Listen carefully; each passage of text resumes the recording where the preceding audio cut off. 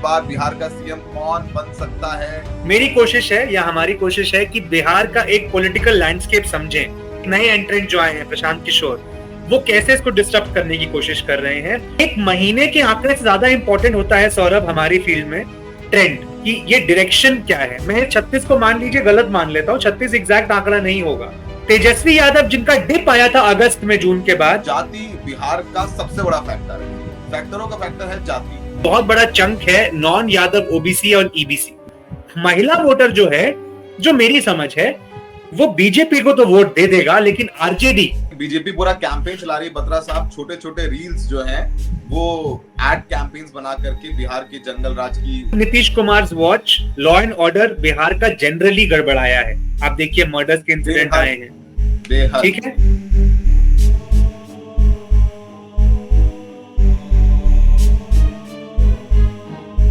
आदाब, नमस्कार। The red mic में आपका स्वागत है। मैं हूं सौरभ शुक्ला और हमारे साथ हैं डॉक्टर कार्तिकेय बत्रा। लगातार आप लोग लिख रहे थे कि बिहार में क्या हो रहा है, बिहार में कौन सीएम बनेगा, बिहार में किसकी सरकार, ये सारे सवाल पूछ रहे थे। उस पर हम लेकर के आए हैं द रेड माइक पाठशाला और हमारे प्रोफेसर हैं डॉक्टर कार्तिकेय बत्रा। तो आप सबका स्वागत है द रेड माइक पाठशाला में।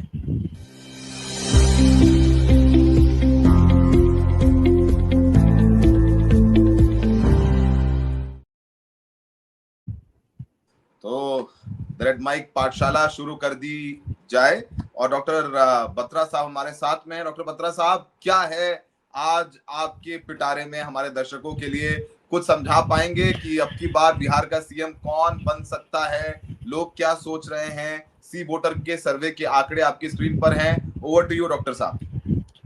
थैंक यू सौरभ, आपने एक सेंटेंस में बहुत ही लोडेड काफी सारे सवाल पूछ लिए हैं, तो इसके लिए मैं आपको बधाई देता हूं। मैं ये तो नहीं बता पाऊंगा कि कौन चुनाव जीत रहा है या कौन मुख्यमंत्री बनेंगे, लेकिन आज का जो एपिसोड है वो एक मेरी कोशिश है या हमारी कोशिश है कि बिहार का एक पॉलिटिकल लैंडस्केप समझें कि बिहार में जो इक्वेशंस बनती हैं, जो वोट बैंक की राजनीति है जिसे कहते हैं, वो क्या रही अभी तक, और एक नए एंट्रेंट जो आए हैं प्रशांत किशोर, वो कैसे इसको डिस्टर्ब करने की कोशिश कर रहे हैं। और अभी ताजा आंकड़े जो सी वोटर, जिससे मैं अभी भी जुड़ा हुआ हूं एज अ विजिटिंग फेलो, वो जो आंकड़े हैं सी वोटर के, वो हमें क्या बता रहे हैं। तो ये एक छोटी सी आउटलाइन है आपके दर्शकों के लिए। अगले कुछ मिनट में हम क्या क्या कवर करेंगे। तो पहली स्लाइड आपके सामने है। तो बत्रा साहब ने टीजर दे दिया है। अब फिल्म पर आते हैं। तो सी वोटर के आंकड़े हैं जो आपके सामने हैं सितंबर महीने के। डॉक्टर बत्रा के पास पिछले कुछ महीनों के ही आंकड़े हैं, लेकिन हमें लगा कि सितंबर महीने के जो आंकड़े हैं उसे शुरू किया जाए। तो आपके सामने रिजल्ट है। नीतीश कुमार को 16% चाहते हैं, चिराग पासवान को 10%, तेजस्वी यादव को 36%, सम्राट चौधरी को 7% और प्रशांत किशोर 23%। तो प्रशांत किशोर डार्क हॉर्स की तरह ऊपर आ रहे हैं। नीतीश कुमार का ग्राफ भी नीचे गया है। बत्रा साहब, क्या हो रहा है बिहार में? ये सितंबर के आंकड़े हैं, किस तरीके से आप देख रहे हैं? राइज प्रशांत किशोर का और तेजस्वी नंबर 1 पसंद नजर आ रही है। बहुत इंटरेस्टिंग आपने ये ऑब्जर्वेशंस दोनों सौरभ करी हैं। देखिए, ये तो स्टैटिक आंकड़ा है सितंबर का कि नंबर 1 पे तेजस्वी यादव 36% लोगों की चॉइस है सीएम, जो कि तकरीबन उनका अलायंस का वोट शेयर था पिछली बार, 37% वोट शेयर था दोनों अलायंसेस का लगभग। नीतीश कुमार या सम्राट चौधरी अगर आप जोड़ दे तो 23% बनता है, जो ये एनडीए के माने जाएंगे, और चिराग पासवान 10%, तो 33% बनता है। 23% प्रशांत किशोर। अब एक महीने के आंकड़े से ज्यादा इंपॉर्टेंट होता है सौरभ हमारी फील्ड में ट्रेंड कि ये डायरेक्शन क्या है। मैं 36 को मान लीजिए गलत मान लेता हूं, 36 एग्जैक्ट आंकड़ा नहीं होगा। प्रशांत किशोर का 23 आंकड़ा एग्जैक्ट नहीं होगा, हो सकता है 18 हो सकता है तेजस्वी का 36 ना 31 हो। लेकिन हम ट्रेंड जब देखते हैं ना, तो ये एरर्स चाहे हो भी तो वो डिस्काउंट हो जाते हैं। मैं आपको एक उदाहरण देता हूं। प्रशांत किशोर जो आज 23% पे बैठे हैं, ये फरवरी में 15% पे बैठे थे इसी ट्रैकर के हिसाब से। कहने का मतलब है पिछले 6-7 महीने में इनकी जो पॉपुलैरिटी है वो 50% बढ़ी है। अब वो 50% हो सकता है वो 10% पे शुरू कर रहे हो, अगर 15% का आंकड़ा गलत था उस समय तो 10 का आज भी वो 15 पे, मतलब वो ऊपर ही जा रहे हैं। सिमिलरली ये नीतीश कुमार जो आज 16 पे दिख रहे हैं, ये फरवरी में 18% पे थे। जो सम्राट चौधरी आज 7 पे दिख रहे हैं, ये जून के महीने में 10% पे थे। ये दोनों डाउनवर्ड ट्रेंड पे दिख रहे हैं हमको। चिराग पासवान जो आज 10 पे हैं, वो फरवरी में 4% पे थे, जून में 10 पे आए थे, अगस्त में 9। तो चिराग पासवान स्टैटिक रहे हैं आफ्टर फरवरी, ये 9-10 की रेंज में। प्रशांत किशोर की रेटिंग बढ़ी है। तेजस्वी यादव जिनका डिप आया था अगस्त में, जून के बाद, उनकी रेटिंग वापस 36% पे आ गई है। हालांकि फरवरी में वो 41 पे थे, तो अभी भी उससे पीछे हैं, लेकिन अब वो रिकवर करते हुए नजर आ रहे हैं। लेकिन नीतीश कुमार जो 18 पे थे वो 16 पे आ गए हैं, और सम्राट चौधरी जो 8 पे थे 10 पे बढ़कर आए, अब वो 7 पे। बत्रा साहब, ऐसा लग रहा है कि जैसे अगस्त सितंबर में परिवर्तन ये आया है कि अगस्त और सितंबर के बीच बिहार में वोट अधिकार यात्रा हुई है। राहुल गांधी और तेजस्वी यादव पूरे बिहार में घूमे हैं, चुनाव आयोग के खिलाफ, बीजेपी के खिलाफ सड़कों पर नजर आए। तो हो सकता है कि उसका एक फायदा जो है वो शायद तेजस्वी यादव को मिल रहा है, इसीलिए शायद उनकी रेटिंग बढ़ी है 31 से 36। ये हो सकता है। और अगर आप देखें ना सौरभ, ये जो रोज है ये 100 पे एड अप नहीं करती, क्योंकि इसमें काफी ऐसे लोग होते हैं जो कहते हैं हमें पता नहीं या हम बता नहीं सकते। तो ये भी मुझे लग रहा है इन आंकड़ों से कि कई ऐसे लोग हैं जो कह रहे हैं हमें पता नहीं, उन्होंने मन बना लिया है एज ऑफ सितंबर। हो सकता है वो फिर से अब रिकैलिब्रेट करें, रिकैलकुलेट करें। तो ये भी एक डायनामिक है कि अगर आप अगस्त से सितंबर में देखिए, अगर सम्राट चौधरी का 3 परसेंटेज पॉइंट का डिप हम हटा दें तो उसके अलावा कुछ खास बदलाव नहीं आया, लेकिन तेजस्वी यादव 5 परसेंटेज पॉइंट बढ़ गए। तो इसका मतलब ये भी हो सकता है कि कई लोग जो अभी मन बना रहे हैं, अब उन्होंने जो मन बनाना शुरू किया है उसका फायदा तेजस्वी को हुआ है, और उसका कारण जो आपने अभी कहा हो सकता है वो हो सकता है और सांगठनिक कारण हो। तो ये इस समय जो रेस है एज पर सी वोटर के आंकड़े, वो कुछ ऐसी है कि Tejashwi Yadav number 1, Prashant Kishor number 2, Nitish Kumar number 3, Chirag Paswan 4 और सम्राट चौधरी नंबर 5। अब इसमें हम लोग ये इंक्लूड नहीं कर रहे कि जो प्रशांत किशोर ने पिछले कुछ दिनों में मोर्चे खोले हैं सम्राट चौधरी के खिलाफ, अशोक चौधरी के खिलाफ, तेजस्वी यादव के बारे में भी वो बोलते हैं। एक बात ये, दूसरी बात थोड़ा सा केयरफुल रहना पड़ेगा सौरभ।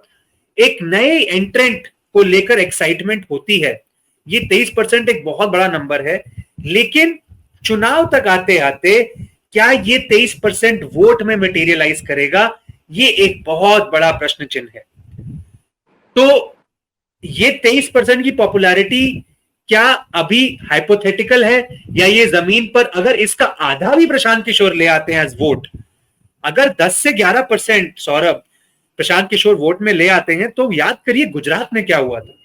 आम आदमी पार्टी ने 10% का मार्क क्रॉस किया और कांग्रेस की हवा निकाल दी गुजरात से। और कांग्रेस ऑलरेडी स्टेपनी पे चल रही थी, और कांग्रेस की स्टेपनी भी पंचर हो गई। लेकिन बिहार में ऐसा लगता है कि प्रशांत किशोर जो हैं वो कांग्रेस से ज्यादा जो बीजेपी और जेडीयू का गठबंधन है, एनडीए के टायर की हवा निकालते हुए नजर आ रहे हैं अभी के लिए। और उन्होंने शुरुआत में आरजेडी पर भी अटैक किया था, लेकिन अब इसको आप दो तरीके से देखिए। क्या ऐसे अटैक करके वो एनडीए वोटर को अनमना करके अपनी तरफ लाएंगे, या वो आरजेडी का जो वोटर है, एंटी बीजेपी एंटी जेडीयू, उसको अपनी तरफ खींचेंगे? ये सवाल का साफ जवाब नहीं है, इसके लिए आंकड़ा चाहिए। और जो कल यशवंत भाई से मैं सुन रहा था कि एक आंकड़ा यही बता रहा है सी वोटर का कि अभी हर 10 वोट या 10 एंडोर्समेंट जो प्रशांत किशोर को मिल रही है सैंपल में, उसमें से 8 एनडीए के खाते से आ रही है। ये आज की तारीख का डेटा, लेकिन ये 10 में से 8 जो आ रहा है ये बदल भी सकता है सौरभ। प्रशांत किशोर फिनोमिनन को समझने के लिए मैंने कल किसी और चैनल पे भी ये कहा था, आपको ये समझना पड़ेगा कि पॉलिटिक्स में कभी एक आइडेंटिटी काम नहीं करती। Politics is a game of multiple identities. आप सौरभ शुक्ला हैं, आपका एक लिंग भी है, आपकी एक जाति भी है, आपका एक धर्म भी है, आपकी एक इकोनॉमिक क्लास भी है। आज आप जहां बैठे हैं, आप 4 आइडेंटिटीज रिप्रेजेंट कर रहे हैं कम से कम। आपका एक इलाका भी है, वो जोड़ दे तो 5। ऐसे ही प्रशांत किशोर की मल्टीपल आइडेंटिटीज हैं। वो अपर कास्ट है, वो युवा है, वो एस्पिरेशनल तबके को अपील कर रहे हैं, वो एंटी इस्टेब्लिशमेंट है। अब अगर आप हर डायमेंशन पर खोलना शुरू करें इस बात को, आप पाएंगे एंटी एस्टैब्लिशमेंट और एस्पिरेशन के मुद्दे पर शायद वो जेडीयू और आरजेडी बीजेपी सबको डेंट करेंगे, क्योंकि ये तीनों ही पार्टी बिहार में सत्ता में रही हैं और कहीं ना कहीं ये बिहार में वो एंथुजियाज्म एक पॉइंट के बाद नीतीश कुमार जो लाए थे अपने पहले टर्म में, उसके बाद वो उसे कंटिन्यू नहीं कर पाए। अगर आप बात करें कास्ट की, तो क्योंकि ये जनरल कास्ट से आते हैं, ब्राह्मण कास्ट से आते हैं, ये ज्यादा डेंट बीजेपी को कर सकते हैं। तो ऐसे कई डायमेंशंस हैं जिस पर एक पॉलिटिकल पार्टी की आइडेंटिटी चलती है, और अब ये देखना इंटरेस्टिंग होगा कि अंत में कौन सी उनकी जो मैसेजिंग है वो ज्यादा कारगर साबित होती है, और इस पर ये बताएगा अंत में कि वो ज्यादा डैमेज किसको करते हैं। मुझे लगता नहीं है कि वो इस भ्रम में है कि वो ये चुनाव जीतने के लिए लड़ रहे हैं, वो ये चुनाव अपने आप को खड़ा करने के लिए लड़ रहे हैं, और वो कितना खड़ा हो पाते हैं अब इसका टेस्ट है। मैंने पिछले साल एक ऐसा चुनाव झारखंड में भी देखा था जहां जयराम महतो नाम का एक यंग लड़का अपनी पार्टी बनाकर आते हैं और सोशल मीडिया के जरिए क्या बस क्रिएट करते हैं। अब सीटों के नाम पर वो ज्यादा सीटें नहीं जीत पाए, लेकिन उन्होंने कई सीटों पर आजसू और बीजेपी को डेंट किया, कहीं पे जेएमएम को भी किया ऐसा मानते हैं, लेकिन ज्यादा बीजेपी और आजसू को। तो ये मुझे लगता है ये एक कारण है कि ये चुनाव इंटरेस्टिंग है बिहार का इस बार का। बिल्कुल, तो ये इंटरेस्टिंग सारे आपने डायनामिक्स बताए, तेजस्वी यादव हो या प्रशांत किशोर हो या नीतीश कुमार हो। नीतीश कुमार के खिलाफ लगातार तेजस्वी यादव कह रहे हैं नीतीश कुमार को बीजेपी ने हाईजैक कर लिया है, नीतीश कुमार बीमार है, नीतीश कुमार एक कठपुतली है, और बीजेपी से जो अमित शाह और मोदी जी हैं वो उनको एक कठपुतली की तरह अपने हिसाब से नचा रहे हैं। तो नीतीश कुमार फैक्टर जो महिलाओं में पॉपुलर थे, क्या महिलाओं के वोट में सेंध मारी होगी, बहुत कुछ है जो भी सामने आना बाकी है। लेकिन अब बात करते हैं जाति की, क्योंकि जाति बिहार का सबसे बड़ा फैक्टर है। फैक्टरों का फैक्टर है जाति, और खासकर जब बात करें बिहार और फिर उत्तर प्रदेश, ये दोनों वो राज्य हैं जो कास्ट लाइंस पर वोट करते हैं। हमें चाहे जो भी हो, हम ब्राह्मण हैं तो हम एनडीए बीजेपी को ही देंगे। यादव है, भले नीतीश कुमार ने अच्छा काम किया, अच्छे हैं, लेकिन हमारे नेता तो तेजस्वी हैं। इस तरीके की चीजें हम सुनते चले आए हैं। ऐसा नहीं कि सारे यादव वोट ही कर देते हैं। जैसे नित्यानंद राय हैं, वो यादव हैं लेकिन वो बीजेपी के हैं, उनको वोट मिलता है, वो चुनाव जीत के आते हैं। तो बहुत सारे फैक्टर्स हैं। लेकिन बत्रा साहब, बिहार की कास्ट कॉम्बिनेशन पे देखिए, बिहार की कास्ट कॉम्बिनेशन सौरभ, उन कई ऐसे बहुत कम राज्य हैं जिनका अपडेटेड डेटा हमारे पास है। तो क्योंकि बिहार ने कास्ट सर्वे कराया था 2 साल पहले, तो ये फ्रेश डेटा है बिल्कुल। और इसमें आप देख सकते हैं कि अगर हम अपर कास्ट हिंदू और मुस्लिम को जोड़ दे तकरीबन, ग्राफिक को, हाँ, ये तकरीबन 15% बैठता है। यादव भी तकरीबन 14-15% बैठता है। उसके बाद एक बहुत बड़ा चंक है नॉन यादव ओबीसी और ईबीसी। नॉन यादव ओबीसी में आ गए कुर्मी कोयरी, ईबीसी में कई जातियां आ जाती हैं, मल्ला आ जाते हैं, ऐसी कई जातियां हैं जो एक्सट्रीमली बैकवर्ड कास्ट, जिसे कहते हैं लैंडलेस ओबीसी, हाँ, जिनके पास जमीन नहीं है, जिनके पास आर्थिक शक्ति नहीं है, उनको हम ईबीसी कहते हैं। तो ये तकरीबन 50% तक आंकड़ा पहुंच जाता है। फिर बचता है जो दलित वोट। अच्छा, ये ओबीसी ईबीसी में मुस्लिम ईबीसी और ओबीसी भी आ जाते हैं। जो दलित वोट है, जो दलित वोट है उसको आप 4 खांचों में बांट के देखिए, क्योंकि सबके क्लेमेंट्स है। पासवान दलित तकरीबन 5% है, रविदास तकरीबन 5% है, मुसहर दलित तकरीबन 3% है, और जो बाकी तकरीबन 10% के आसपास मैं कहूंगा वो अन्य दलित हैं।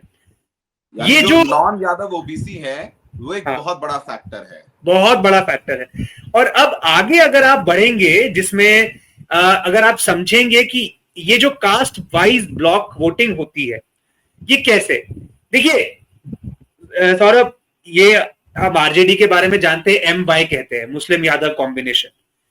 तो आप देखिए, यादव और मुस्लिम अगर जुड़ जाएं तो तकरीबन 35% का एक वोटिंग ब्लॉक बनता है, ठीक है। अब उसका काउंटर क्या है? उसका काउंटर है बीजेपी ने जो किया जेडीयू के साथ मिलकर। बीजेपी अपना अपर कास्ट वोट लेकर आता है तकरीबन 15%, ठीक है। उसके ऊपर आप देखिए जो नॉन यादव ओबीसी हैं, वो कुर्मी कोयरी, ज्यादा संख्या नहीं है लेकिन वो नीतीश कुमार जी के साथ रहते हैं, क्योंकि वो कहीं ना कहीं नीतीश कुमार खुद कुर्मी है और कोयरी और कुर्मी काफी जुड़े रहते हैं, तो वो एक तरफा वो रहता है।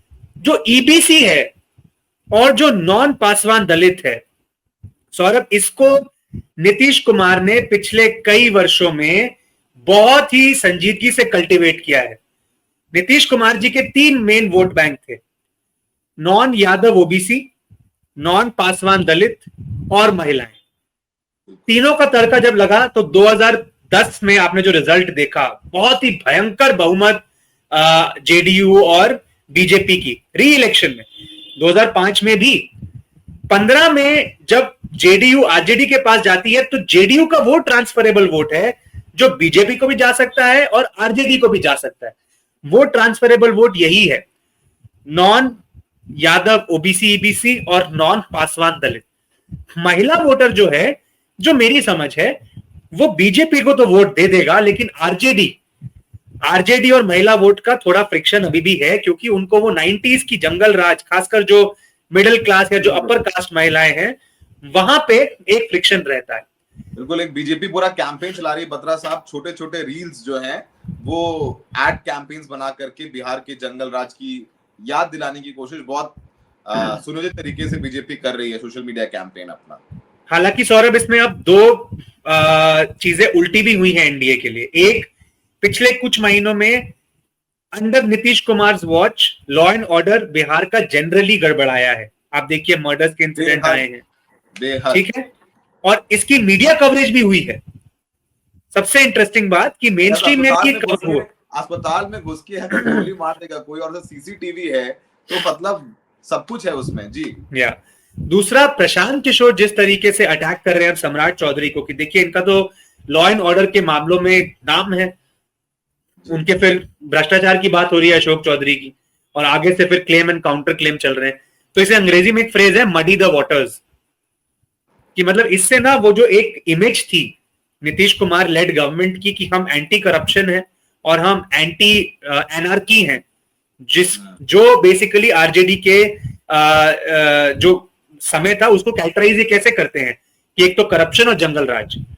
तो अब ये कहीं ना कहीं दोनों चीजें अब इस सरकार पे चस्पा हो रही हैं। अब वो लगती हैं या नहीं, ये चुनाव में पता चलेगा, बट है इस समय फटीक तो है, चाहे नाराजगी ना हो।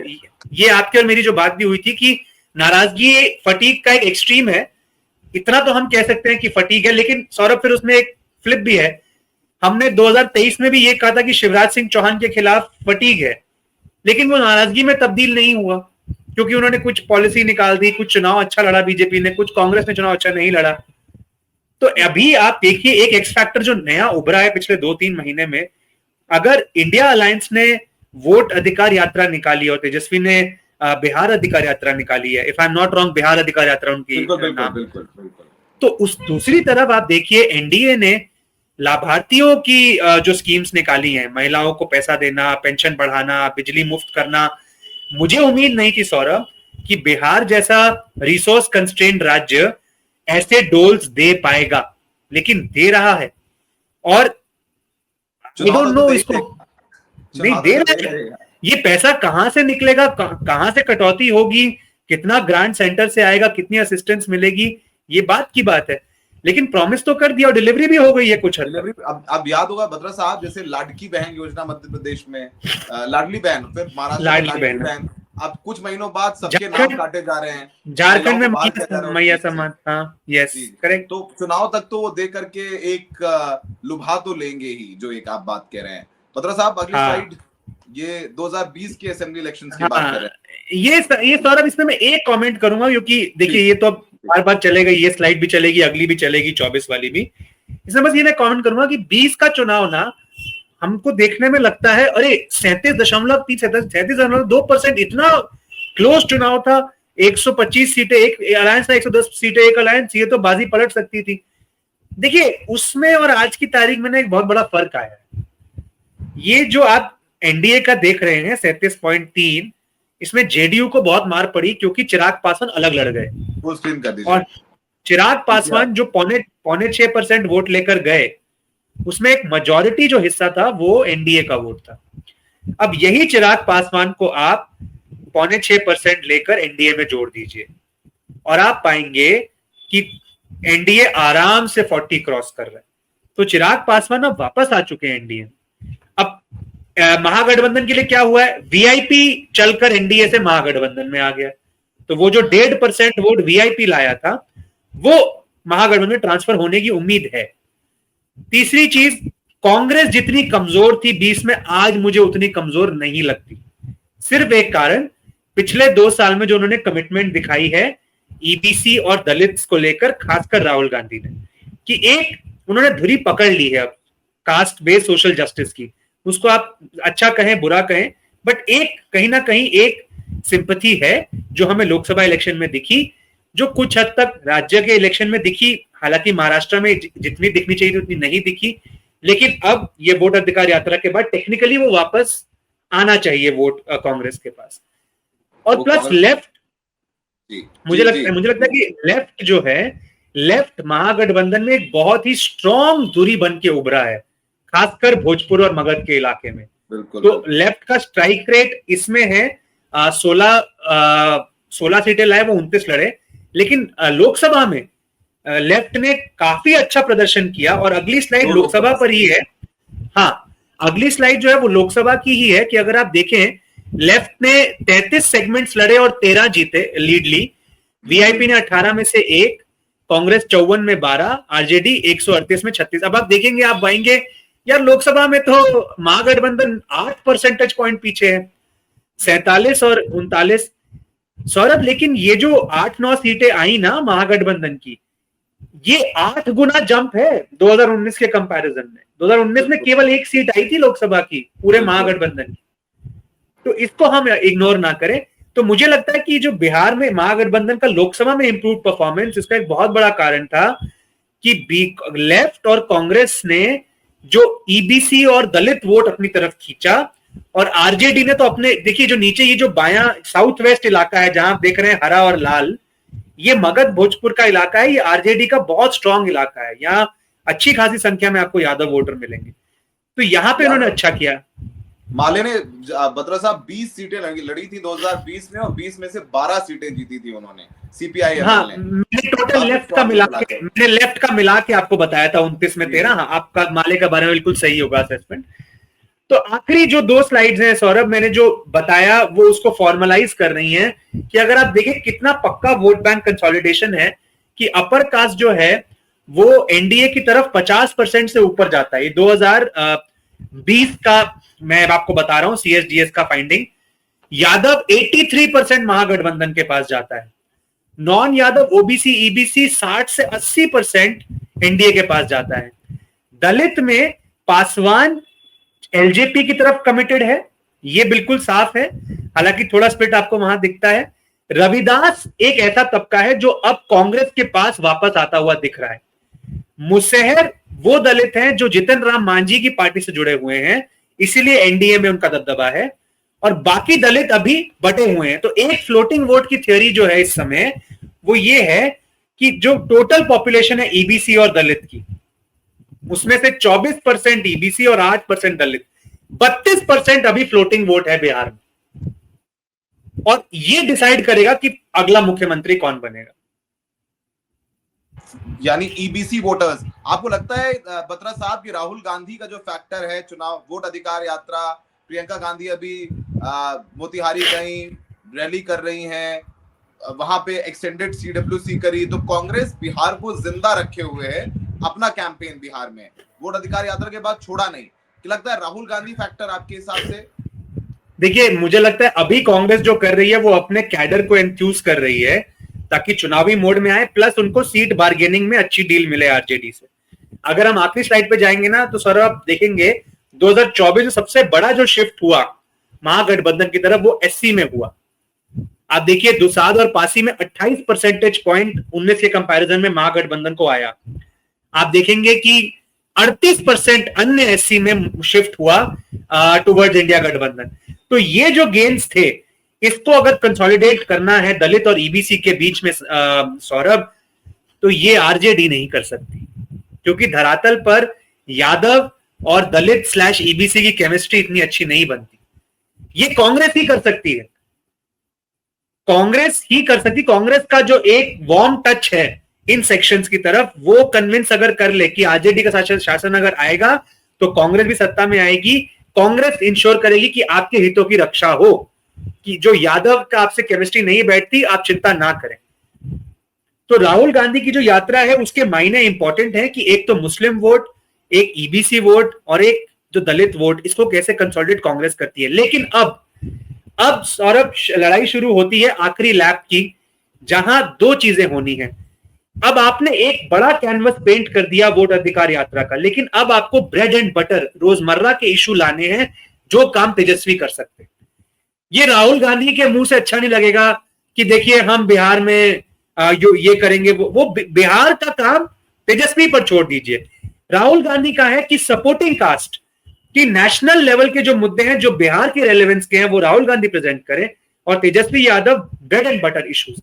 सामने आपके खड़े होंगे जेडीयू और बीजेपी। बीजेपी की सांगठनिक शक्ति के बारे में हम बहुत बात कर चुके हैं, आरएसएस भी उसमें एक फैक्टर है। चिराग पासवान का एक बहुत ही पक्का ट्रांसफरेबल वोट बैंक है, तो वो भी कहीं ना कहीं हेल्प करेंगे एनडीए की।